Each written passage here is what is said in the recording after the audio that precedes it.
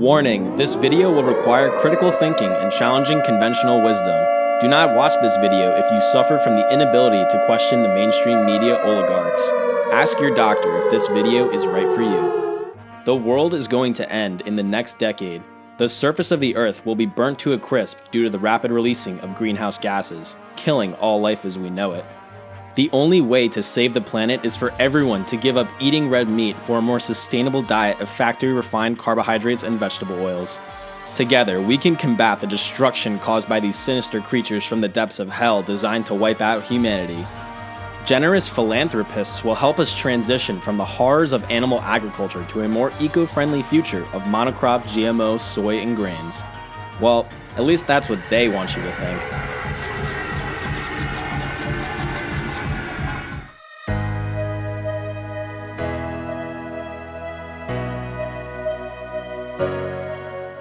Before we get into the video, we want to tell you about Carnivore Aurelius' beef liver crisps.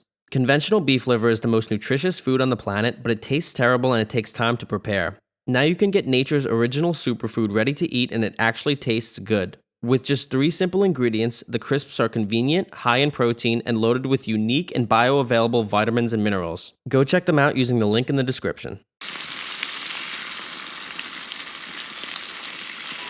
Welcome to Vegan Wonderland, a place where cattle do not exist to belch out the dangerous methane gas.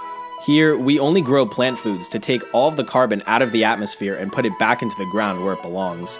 We also don't waste water, burn down the rainforest, or take up ridiculous amounts of land to provide our food like in animal agriculture. Good thing we don't need those pesky cows for food anyway. We could simply feed people a highly nutritious diet of soy cakes and corn residue. SpongeBob, how long you gonna stay in your little fantasy world? Look, I really don't mean to take shots at the plant-based folks because I know their heart is in the right place, but let's take a step back and look at the big picture here. This is the carbon cycle. This is fundamental in nature. CO2 is emitted by animals and will be taken up by plants. They convert this into both oxygen and energy. Then animals eat the plants and the cycle continues. Now, does it make sense that any one of the key players in this system that has been going on for literally millions of years is somehow bad for the environment? The problem is that most people look at the issue through the lens of thinking all carbon in the atmosphere is bad, when in actuality, CO2 in the atmosphere is just as fundamental to life as oxygen. Methane has gotten demonized because it is a more potent greenhouse gas than carbon dioxide, but what people neglect is that it also stays in the atmosphere for just a fraction of the time. Thus, looking at methane in terms of CO2 equivalents is misleading. Methane is also necessary to feed some of the microbes in the soil that make this whole system possible. The bottom line here is that nature, or God, or some overlord controlling us in a simulation designed life to be dependent on each other. Vilifying a single component of the natural system because they emit greenhouse gases is the exact kind of reductionist mindset that gets us into problems. One article calculates that human beings emit about 7 billion tons of carbon dioxide per year just from breathing. By the way, I find the title of this article hilarious because it really goes to show how backwards the climate change narrative has become. Anyway, if we take that into account, human breathing would make up almost 30% of all greenhouse gas emissions, more than any other sector by far. You see how ridiculous that sounds? That's not even counting all the other sources of gases emitted by humans that is mostly methane. By that same logic, humans even living to begin with is by far the biggest contributor of climate change.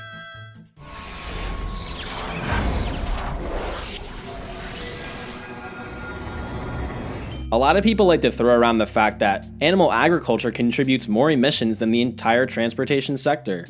It's not their fault because an FAO report in 2018 showed that livestock account for 14.5% of all carbon emissions versus just 14% for transportation.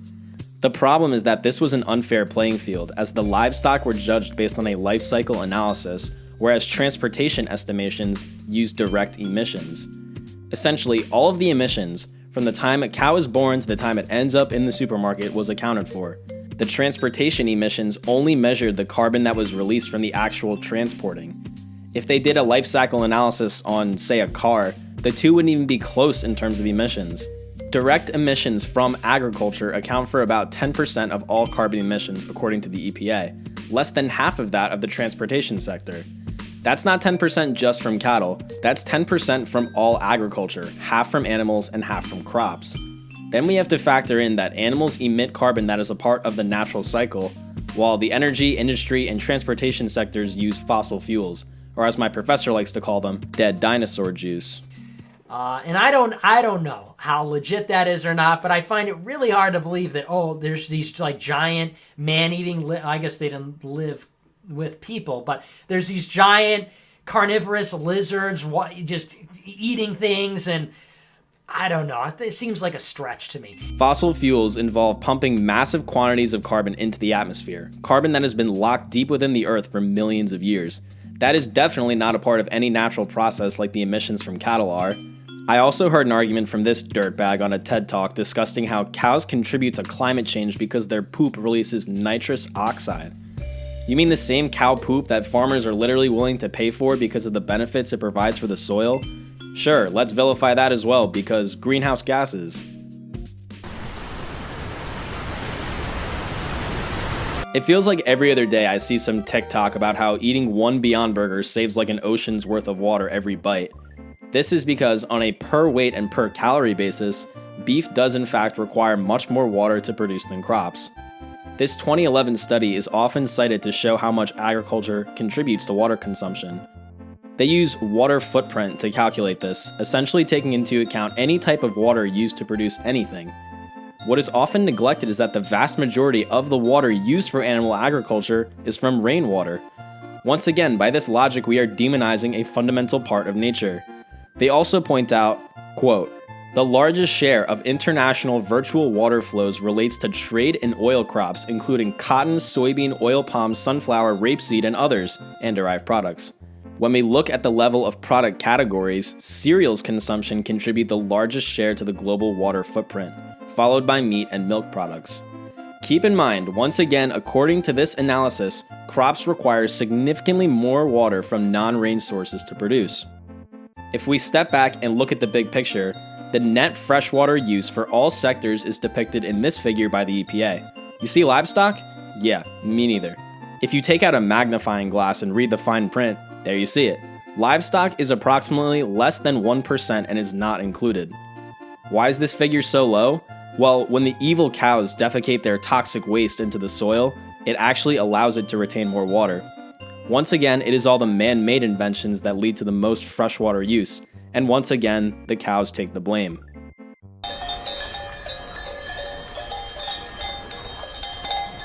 The argument typically goes something like, oh, animal agriculture takes up X amount of land when that could be used for crops that would end up yielding more food. There are so many problems with this that it honestly makes my head hurt, and that doesn't happen often because I always take my salt the morning after I drink. First off, while it is true that animal agriculture requires more land, it's the type of land that matters.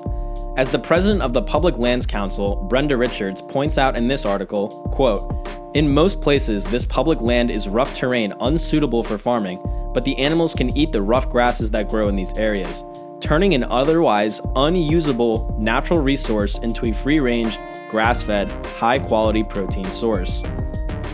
This mindset also assumes we can feed the entire planet a meat-free diet, and for reasons alluded to in this video, that is just not realistic. Think about it. The only thing that the vast majority of pasture land is capable of growing is grass. Look around you, crabs!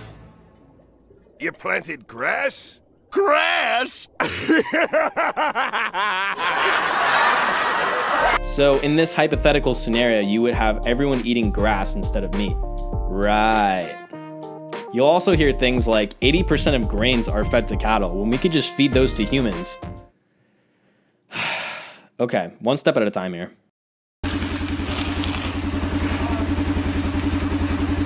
Besides the aforementioned flawed assumption that everyone can eat a meatless diet and be fine, people really act as if farmers grow soy and corn just to feed them to animals. Around 80% of grain does go to feeding animals, but is it demand-driven or supply-driven?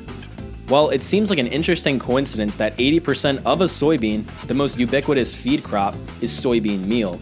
The other 20% is in the form of soybean oil, the highly prevalent yet rarely criticized vegetable oil. Take that pile of filth out with you. Mr. Krabs, you shouldn't talk about Squidward like that. He means this filth, you loon. The soybean meal is, and I cannot stress this enough, inedible by human beings, much like the grass is. Sure, you don't get enough protein that way, but you get some from beans. Oh, really? But yeah, Okay. it's just not as available. It's not as bioavailable as it is in other foods. Yeah. This whole idea that cattle are, quote, just middlemen is absolutely ridiculous considering they turn what is essentially garbage into a nutrient-dense, highly bioavailable food source. This Is why conventional cattle spend most of their life on grass but get sent to a feedlot for the end of their lives. It is just much cheaper to feed them something that otherwise has no value rather than keeping them on pasture. Let's take a look at a few charts. This is the total amount of feed consumed by animals. Notice how it's been increasing over the past decade. Now, is this because we are producing more beef? No, in fact, cattle production has remained stable for a while now. So why are we feeding cattle more grains? Could it be because there's a greater production of soybean oil? Ah, yes. In fact, that is exactly why. We are feeding animals more grains because there is more crap left over from the increase in vegetable oil production. It has nowhere else to go but to feed these animals.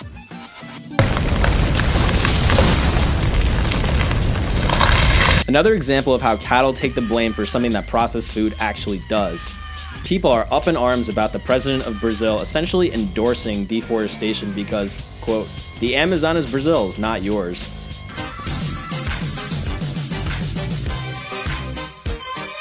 Now, without getting into political commentary, it's clearly a huge problem for the environment and needs to be addressed.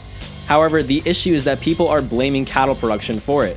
If we take a look at Brazil's numbers again, the number of cattle has stayed constant while soybean production has been growing consistently.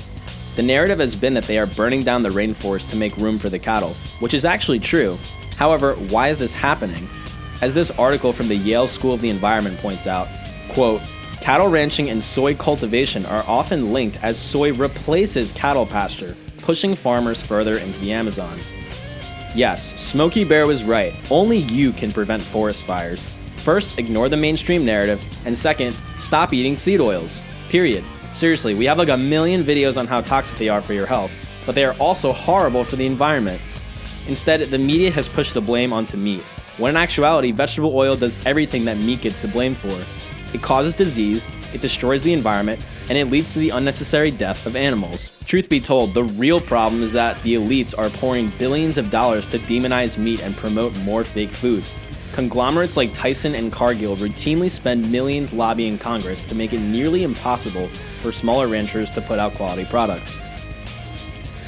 Meanwhile, they are making obscene amounts of money off of soy and plant-based alternatives, all while pretending like they care about the environment. It's dirtbags like this that really hurt the environment. So whether you eat meat or not, we all want to be healthy and protect the environment. But in order to do that, we need to stop fighting with each other and focus on what the real problem is. Don't blame these incredible creatures for all of the problems that the elites cause, because that's exactly what they want you to do. Don't let them fool you. Subscribe to our channel.